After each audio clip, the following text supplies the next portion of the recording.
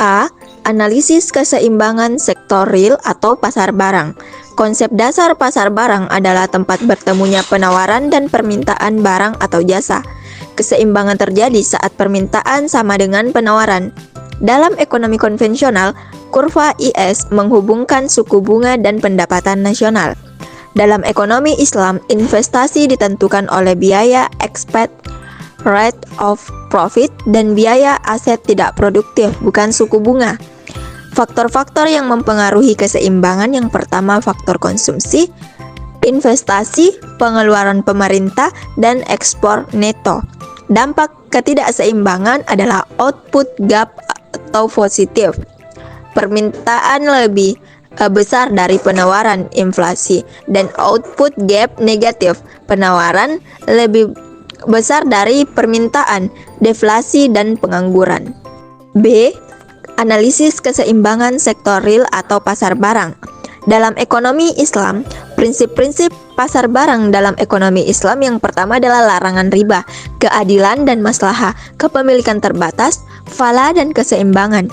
Keseimbangan pasar barang dalam ekonomi Islam adalah keseimbangan tidak hanya ditentukan oleh supply dan demand, tetapi juga kepatuhan terhadap syariah dan tercapainya fala. Karakteristik meliputi modifikasi perilaku konsumen atau halal haram, kesederhanaan, investasi berbasis nilai, peran zakat, dan sistem bagi hasil. Rumus keseimbangan dimodifikasi dengan memperhitungkan zakat atau Z dan Z. Dampak instrumen ekonomi Islam, zakat sebagai automatic stabilizer, wakaf untuk investasi jangka panjang, larangan riba, mendorong investasi real dan etika konsumsi mencegah pemborosan. C. Analisis keseimbangan sektor keuangan atau pasar uang.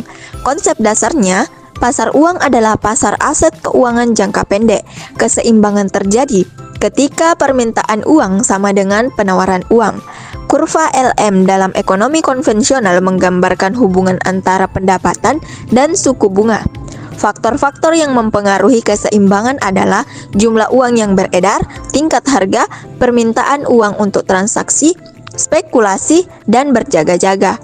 Dampak ketidakseimbangannya yaitu perubahan suku bunga, inflasi, dan nilai tukar. D. Keseimbangan pasar uang dalam ekonomi Islam.